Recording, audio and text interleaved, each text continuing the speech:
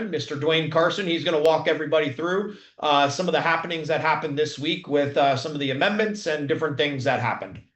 Appreciate it, Brian. And I apologize that my video's not working. Still working on that, but I'll do the best I can. Give the updates. The first thing I will say, it is a frustrating week. I'm not going to beat around the point on that. Going into the week, we've had good conversations on the House side with the Speaker, as well as the White House, as well as the minority staff on the Dem side. I thought we were in a good place. 3 amendments were introduced. 2 of them were told to withdraw for germane issues. And don't get me started on germane issues. Go ahead, Brian. But Dwayne, would you mind just quickly explaining to folks what the germane thing actually is? Sure. Basically, and this is what's going to make some people mad. They said a germane issue means that it has to be pertinent to the bill. Which means that if it's an appropriations bill and you have authorizing language, it's not appropriate for said bill. Therefore, it's not germane. Now, if you guys will remember, that was our whole argument about including this provision at the beginning in November, because it wasn't germane. It was authorizing language on appropriations bill. So as members are introducing amendments to Rules Committee, 2 of them were told that it wasn't germane and they needed to be removed. There was one by Chairman Comer that was germane, had a good chance of succeeding, and was withdrawn about 5 minutes before rules met. I will just say I will still love Chairman Comer. He's always been a hero for the hemp industry through and through. I am not sure why he withdrew his amendment. I think there are other people, and not just constituents, but I'd also say members of Congress who are not sure why he withdrew his amendment. And I think there are individuals within the administration who are not sure why he withdrew his amendment. So with that being withdrawn, nothing was included in the Ag Appropriation Supplemental. So that's the background. But Brian, what I do want to stress is it's amazing how many members are stepping up to the plate. I want to give a special shout out to South Carolina. Congressman Russell Fry was phenomenal. Congressman Fry has been an ally for hemp, and this week he stepped in front and took stage. He took the Baird amendment and the 2-year extension and offered it as an amendment. And he flat told me that if he knew that Comer was going to withdraw his amendment, he would have put his name on that amendment and moved forward with it. So I will say this, I understand time's running out. And the reason why I was late, I talked to a couple of members. I just got off the phone with a couple of members. They are aware that time is running out. People are laying off people. Farmers who have harvested, farmers who have plant and ground are going to be harvesting very soon, and something needs to be done. The sentiment that I had a couple members tell me, again, was they believe that if the right bill was put on the floor, it could pass the House. There's a lot of bipartisan conversation going on, which is a long way to go. I mean, from 6 months ago, wow. But at the same time, we should be frustrated because this was an opportunity that seemed like it had a lot of momentum. And for whatever reason, it didn't happen and didn't pan out. But we also are continuing to pick up allies. So, Brian, I will continue to say it's not a matter of if, but when we get some sort of regulation. I'll turn it back over to you. Yeah, thank you, Dwayne. And I do want to give a big shout out to the number of CEOs that were in town this week. We had some really good meetings with a number of folks in Congress from on the Republican side, and then including on the Democrat side with Congresswoman Craig, who's absolutely expressed a desire to continue to find a solution and work with us. And she wants to work with us and, be one of our champions. It's just a matter of figuring out what are the best pieces that we can adjust in Congressman Barr's bill. And that's something that's an ongoing conversation. I think there's some folks that are still with her right now. So haven't quite received the download on that. But the good news is we have our champions. It only really comes down to a matter of what is a bill that everyone can agree with, and a lot of times it's really just on the wording of a couple of sentences here and there. But by and large, she agrees with everything that is in. By and large, with the exception of one or two items, and I think these are language tweaks and definition tweaks. But by and large, she's 100% still with us, and number one concern out of her is jobs and farmers, and she wants to protect those, especially the Minnesota jobs.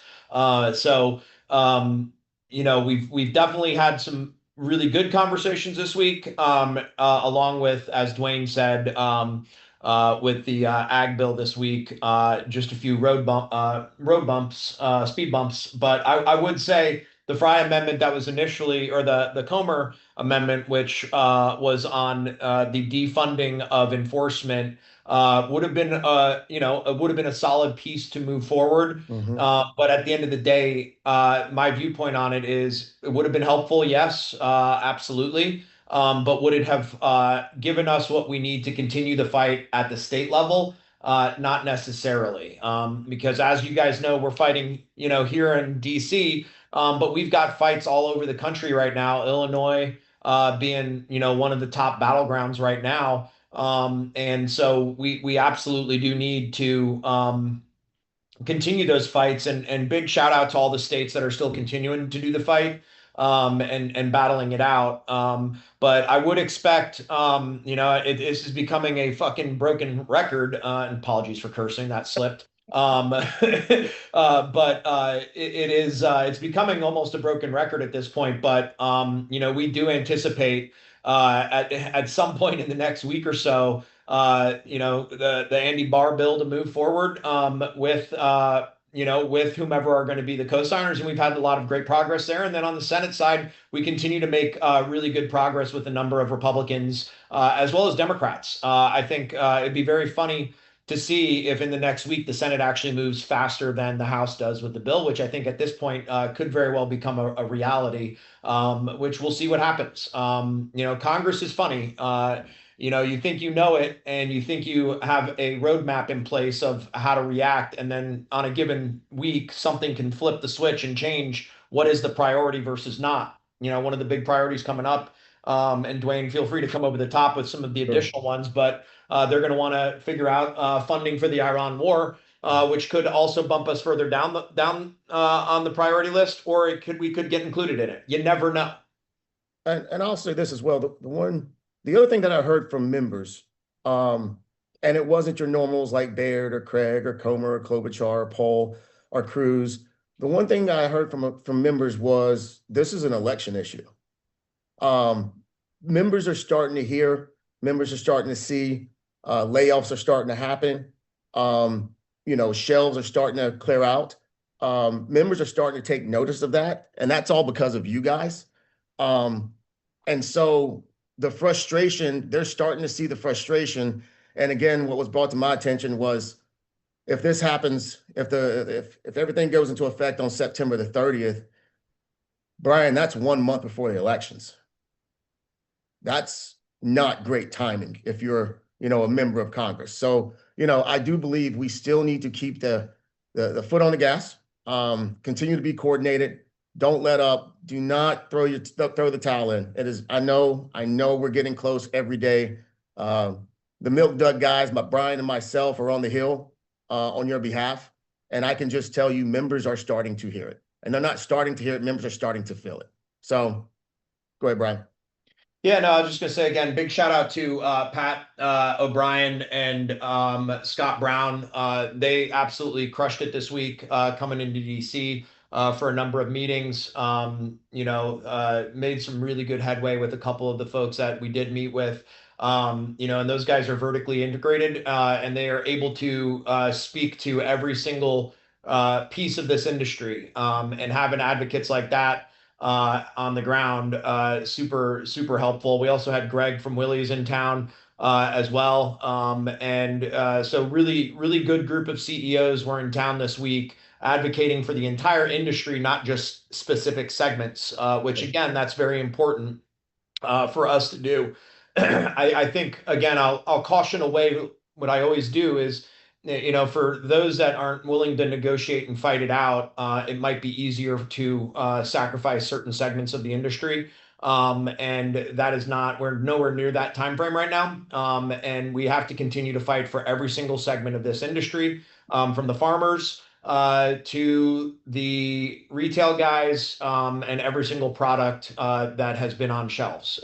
Consumers have an expectation to continue being able to purchase their products legally. They just need the legal framework for the federal government to follow up. But just like all things government, sometimes the government struggles to catch up to the marketplace. And the marketplace is ahead of the government in regulating. Cryptocurrency went through this. We're going through what cryptocurrency went through. So this is nothing new to any specific industry. AI is also going through it right now too. The big difference between crypto and AI and us is they got a lot more money.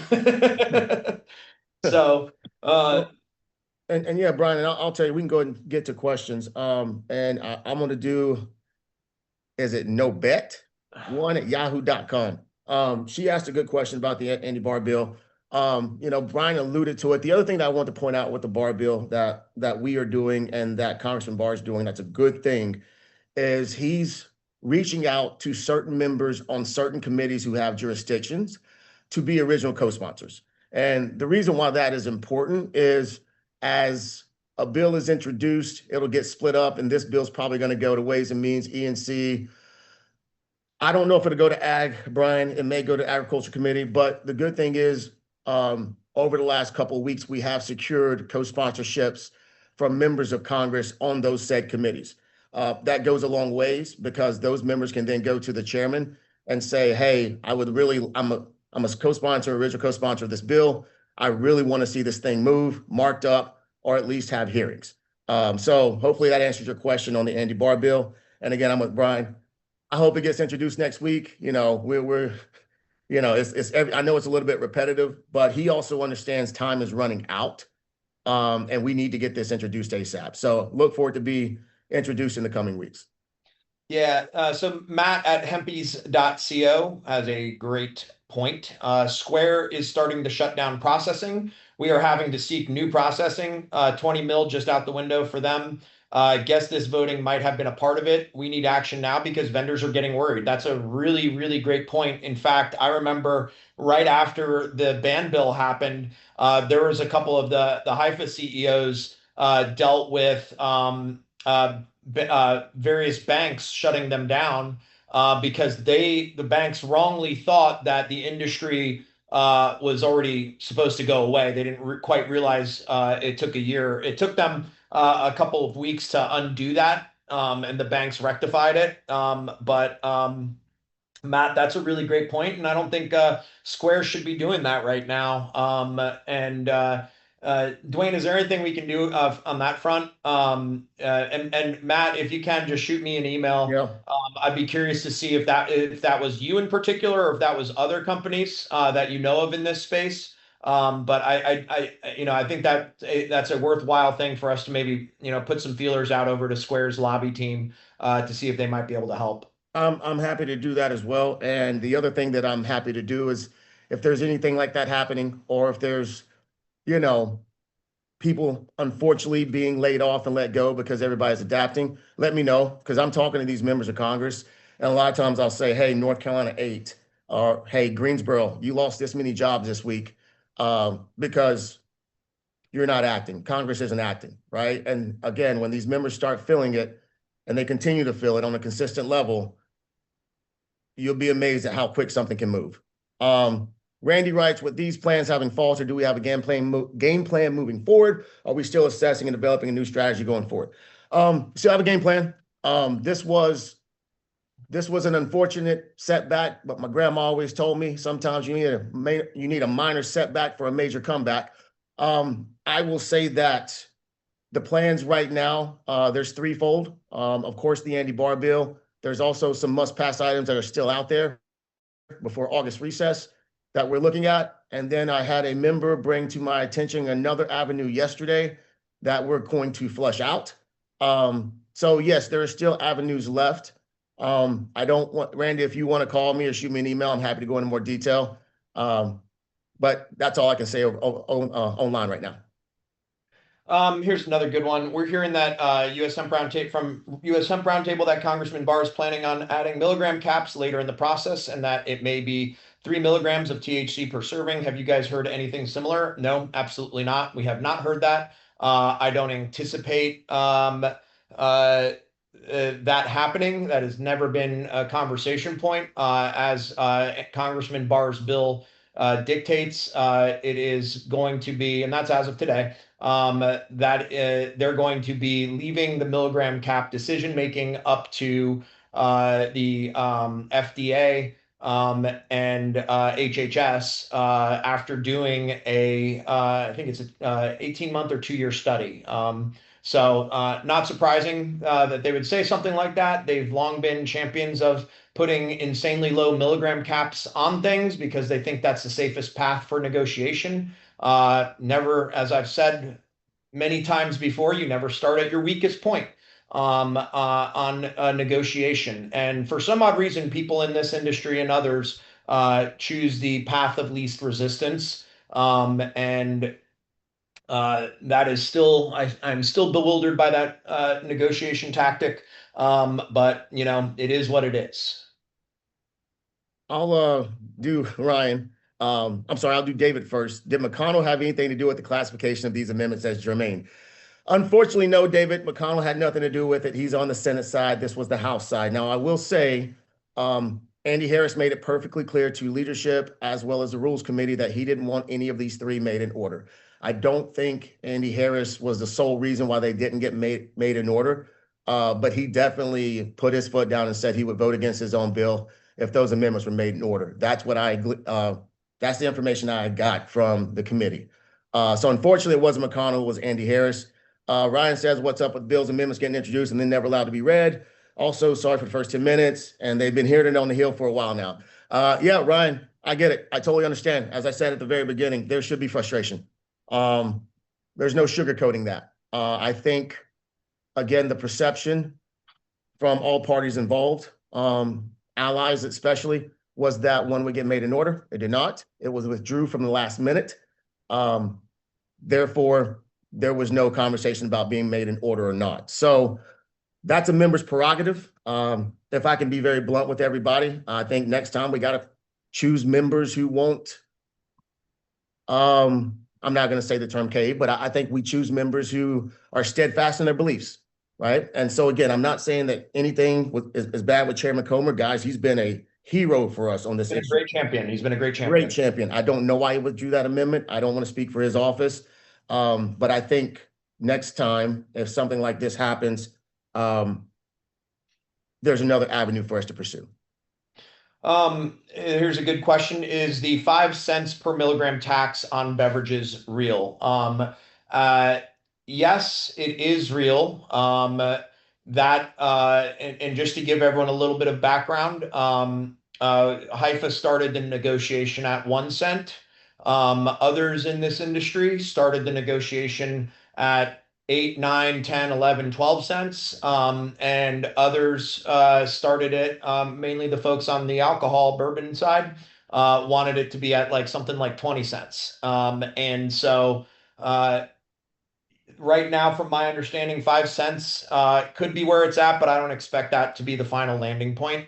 I expect it, to go a touch lower. But again, when you have people that are putting out bad negotiations that don't do math on what it could cost consumers and what it could cost the manufacturers, that's how you get to a really bad tax point. I don't think the 5 cents per milligram necessarily is gonna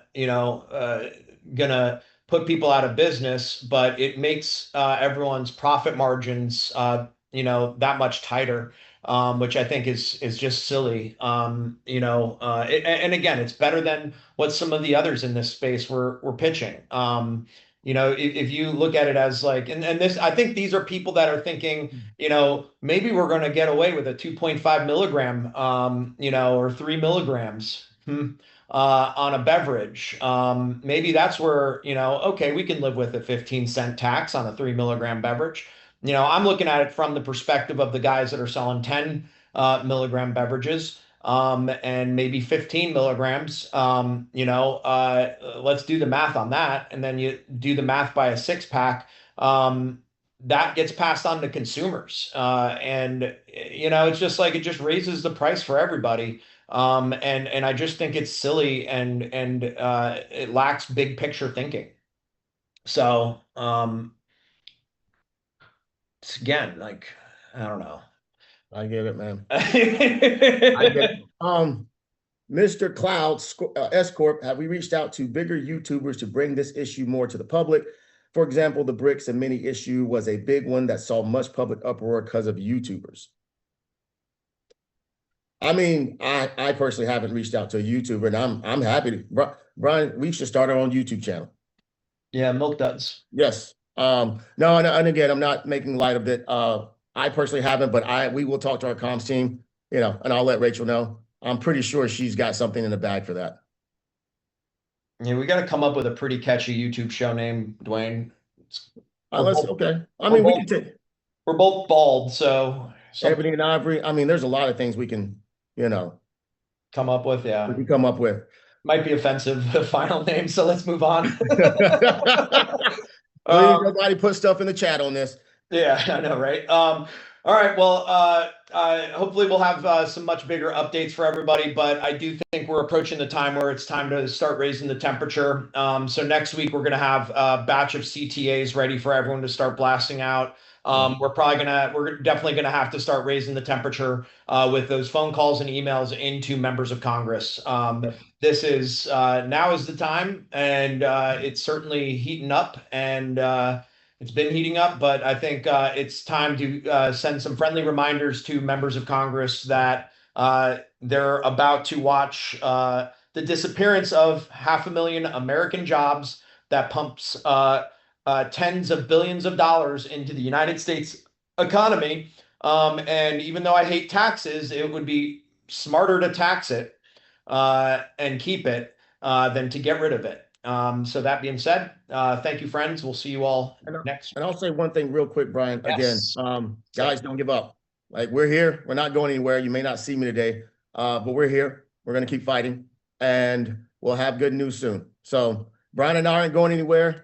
You guys don't go anywhere either. We'll see you again next week. Thank you, guys. Have a good weekend. Record.